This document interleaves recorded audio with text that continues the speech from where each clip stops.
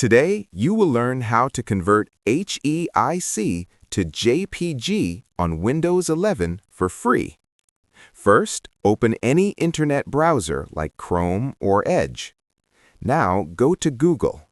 In the search box, type HEIC to JPG and press Enter on your keyboard. You will see many websites that offer this tool. From the search results, open the iloveimg.com website. When the website opens, click the Select Images button.